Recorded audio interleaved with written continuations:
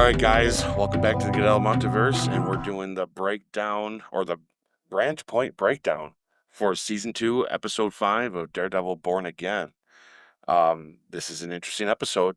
We're gonna jump right in and just take a few seconds and talk about what we thought about this episode, a few things that's happened.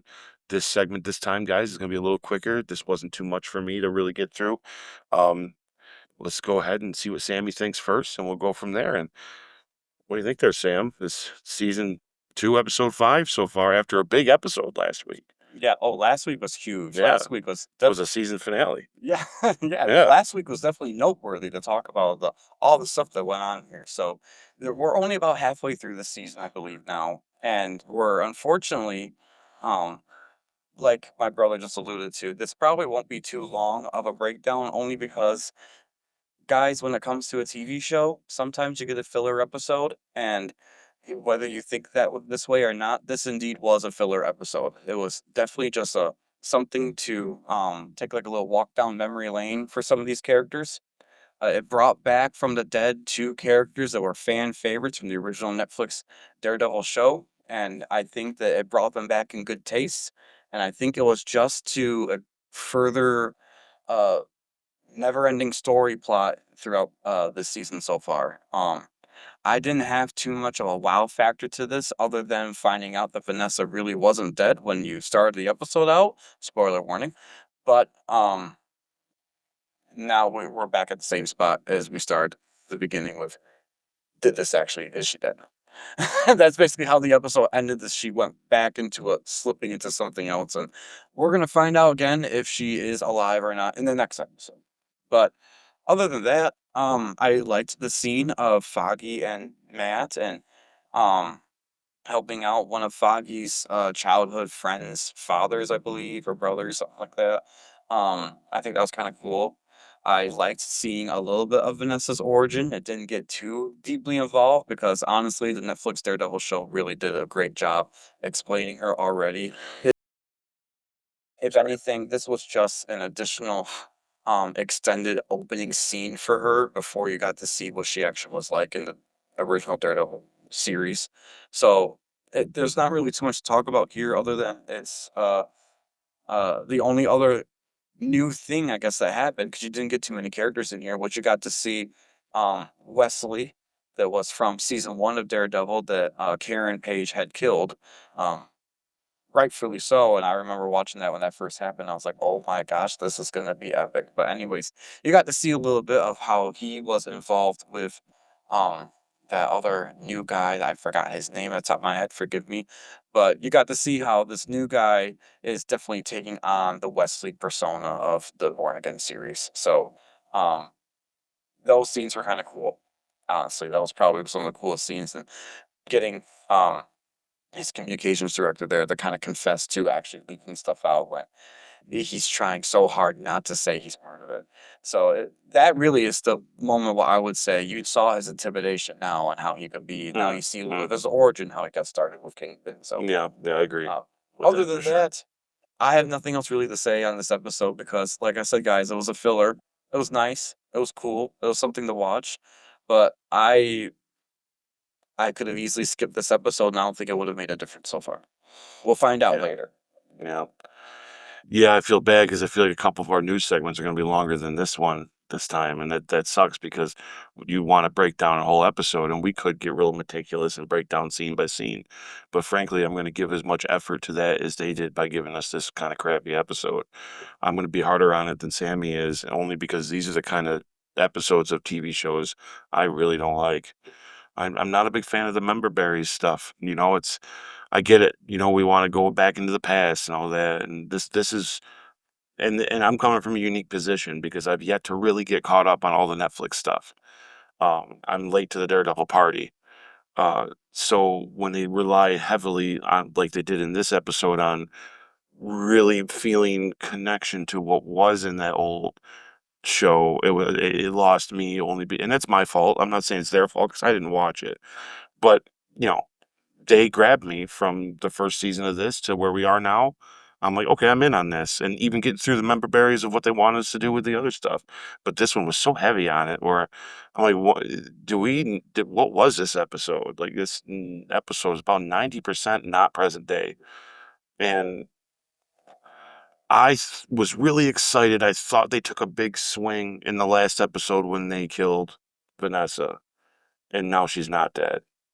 And not only that, but we're going to do this long, elaborate goodbye and remember this and feelies that. And then we're going to get into, well, she's not going to be gone, guys, by the way.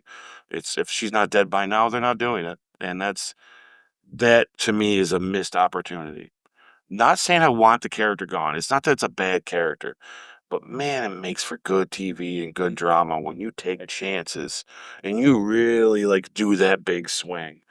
Because, I was looking forward to an unhinged Kingpin.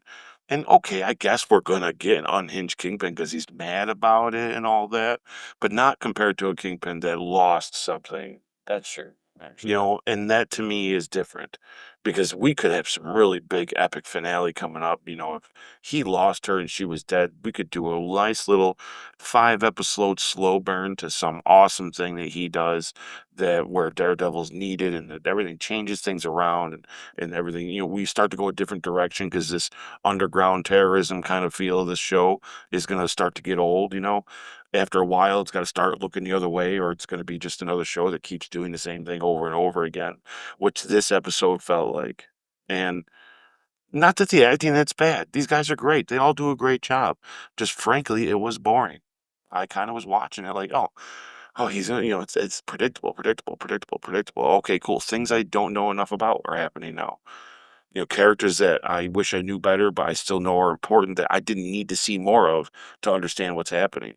And frankly, this conversation between him and Bullseye of this argument between justice and, when it's right to die for something and,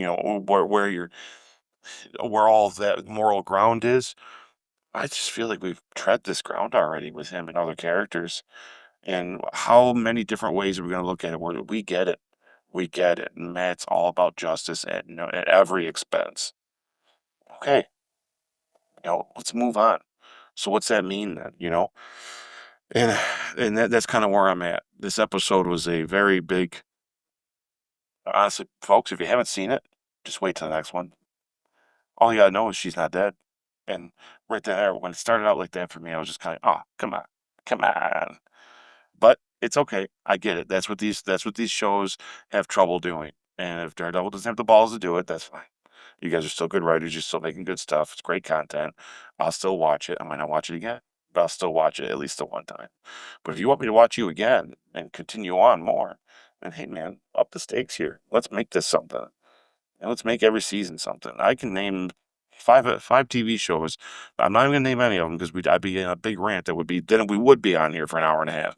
But I can name 5 TV shows that take multiple chances, like they did last week, and stick with them. And those shows ended up being awesome for those reasons. So, because I kind of alluded to in the beginning, and this is just from my understanding of television, I want to ask you this. It's a question, like, about, um, do you know any TV shows that never have a dull moment?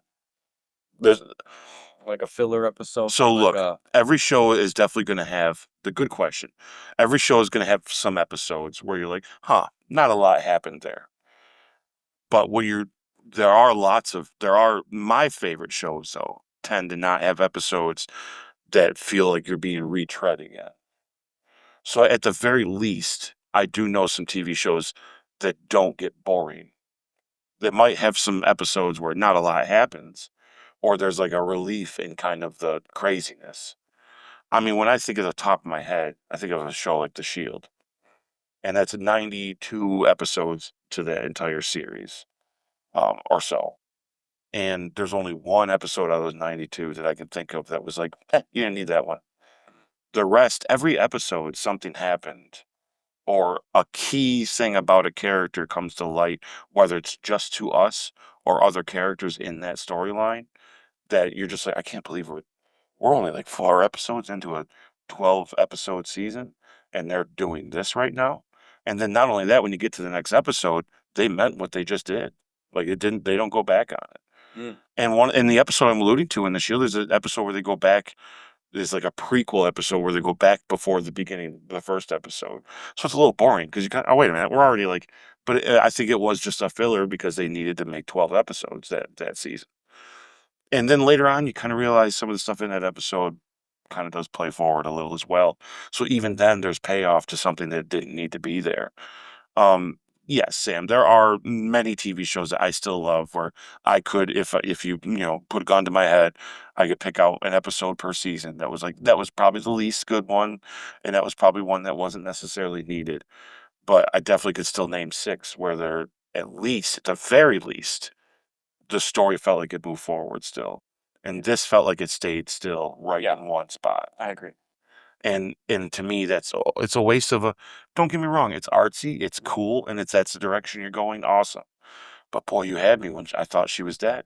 I'm like, man, I couldn't wait to get to this episode. I was like, is the first time I didn't watch another show, guys, that I would watch before this. That I turned this on first. I won't do that again.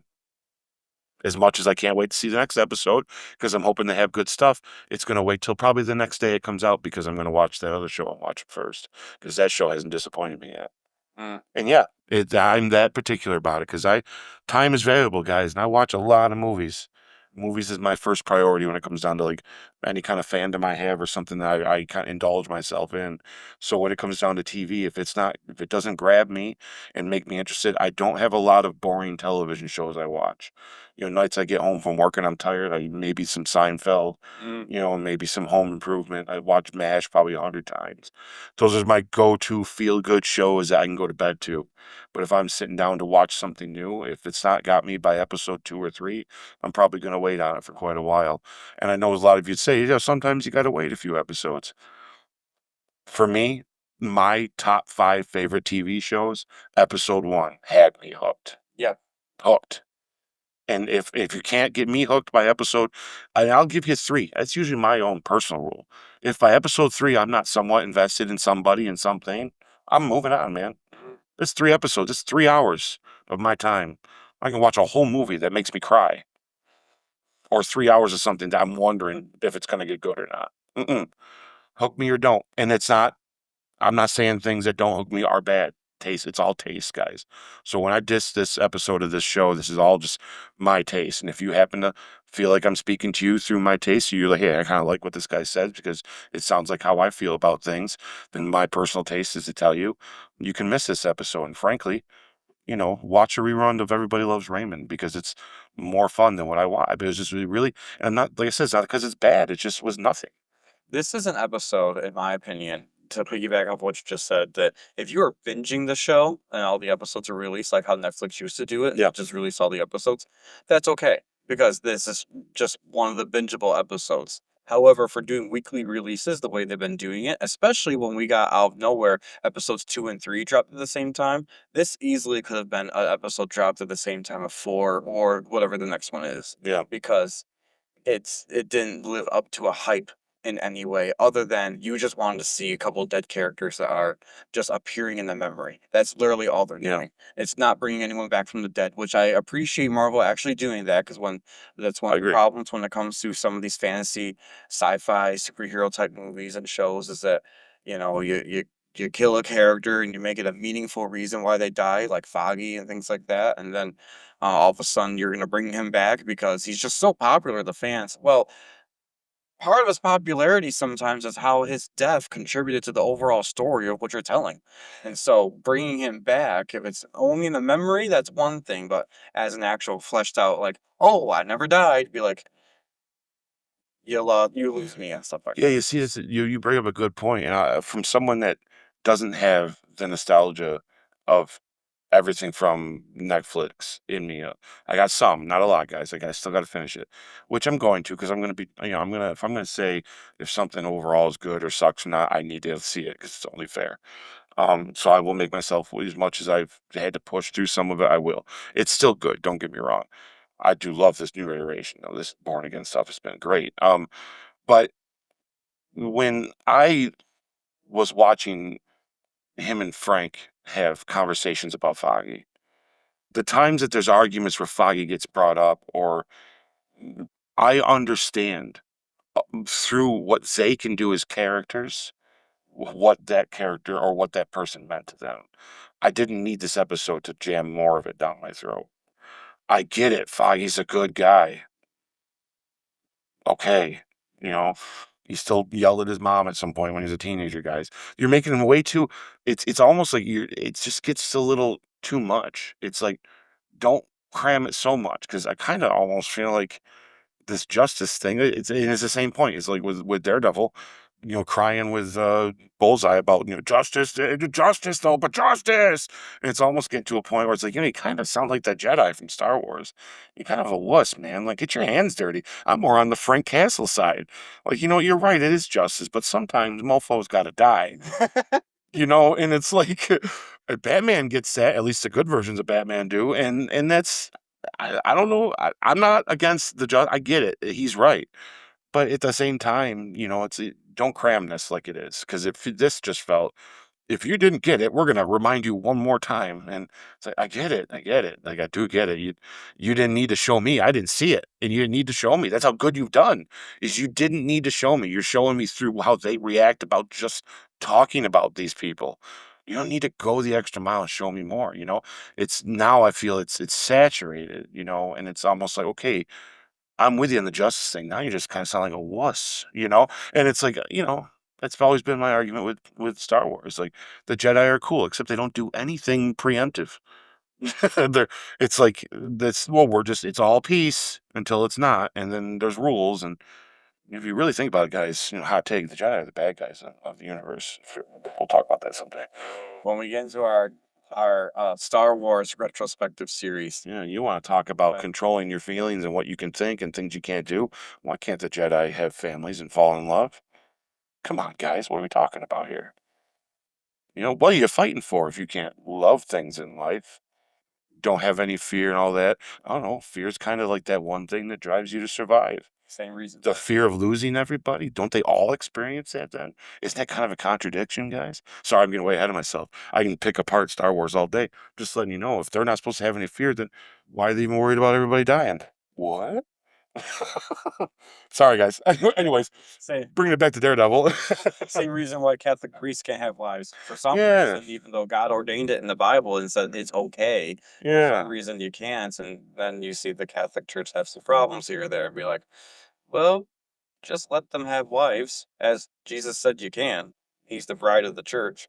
Anyways, that's a religious hot take right there for you folks, and we are not a religious podcast. So Yeah, back no. to Daredevil. So like with this, but very similar with this. It's you don't need to you don't need to cram it down our throats. Yeah. I love TV shows that where by the end of the series, the point of the series comes together. And when it does come together, you realize, oh my God, from episode one, this was that slow climb over the hill to it. And when it gets there, it hits you like a ton of rocks. And this is a kind of series, though, much like other series, is we already know what that is. And we're just kind of waiting for it to happen. And episodes like this perpetuate that, which makes it feel boring. Yeah. And that's where I'm at with it. Watch it, guys. Keep the show going. I think we should still entertain the fact that it's in there. Shout out to having Rosanio Dawson show up as she shows up as someone that helps out Bullseye who's hurt. That's a unique little cameo of an actor to be in that. I'm totally forgetting that she did. Yeah, so if I anything loved come her out in of it, the first show. yeah, if anything come out of it, it was nice seeing her again. But once again, member berries. So, you know, cool. That's all I got to say. And Kingpin is the first time I could care less. I want to see the Kingpin start to fall apart. Okay, you could argue that we are. But he's not, because she's still alive, and there's hope, and there's this, and kill her. Just start the next episode with whatever happens, done, and let's just see this dude start to unravel, man.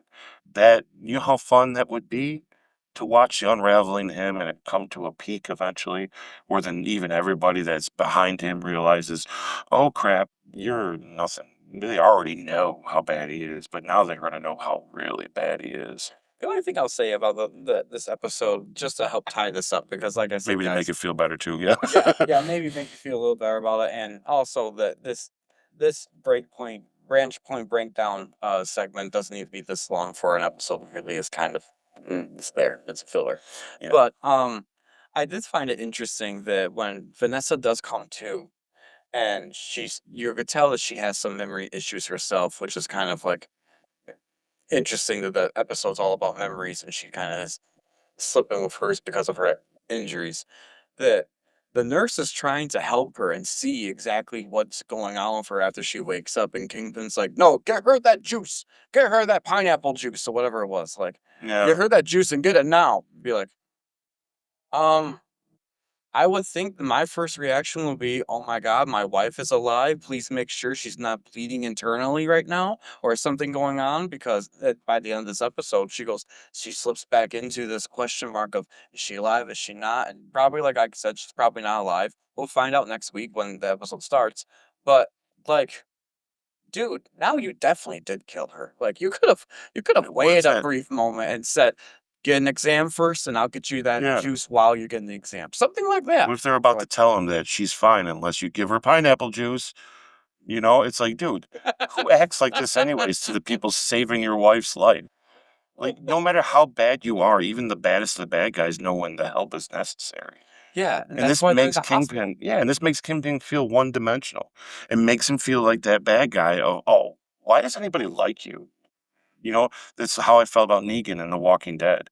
The way he treated his people around him. No one's killed this guy yet. He treats everybody around him like garbage. If you have one time where you realize why they followed him, Mhm. but there's no Yeah. reason 10 guys don't just jump him and end his life. And they just don't because, well, he's a character that we need to have. And he's good at it. And he's fun and he's quirky. And it's like this is I mean there's a fine line between this actor is doing a great job and this villain could be a great, awesome villain. And then all of a sudden he's silly. We're gonna talk about that in a few minutes. Yeah. And that's for sure. That's how I felt. It's like, wow, you're acting like a nobody likes you. Mm. You know, it's like we need to see the side of you that makes us feel that there's, oh, this is why someone could rally behind a man like this. Even if later on you still find that there's deeper, true, darker colors, you know, but when you're yelling at nurses about juice and stuff like that, it's like, "Yeah, okay, dick. So you know what? I'm not going to tell you that she can't have pineapple juice. Let's give her all of it. You know what I mean? Like, so it's like here you go, sir. You know, it's like because that could have been the one thing that would have saved her life. It's just whatever you do, don't ever give her pineapple juice. Yeah. It's like, Well, oh no, we won't know now. not Mr. Kingpin. He wants it in her now. She didn't even like pineapple juice. That's He right. said She's that. probably He's like, like, what? Never had pineapple juice once in her life, and it's just something he wanted her to do. well, ladies and That's gentlemen, how much sense it makes. and that is a conclusion then to this branch point breakdown Yes. segment of our podcast. If you're just watching this as a clip on YouTube right now, please go online and check out our full video of the episode or other clips, of course. Please like, subscribe, and wherever you're streaming, I hope you're listening and I hope you're enjoying it. Next up, we're going to get into the main event. We are so excited for Oh yeah. the Captain America First Avenger retrospective. Yep. Right there.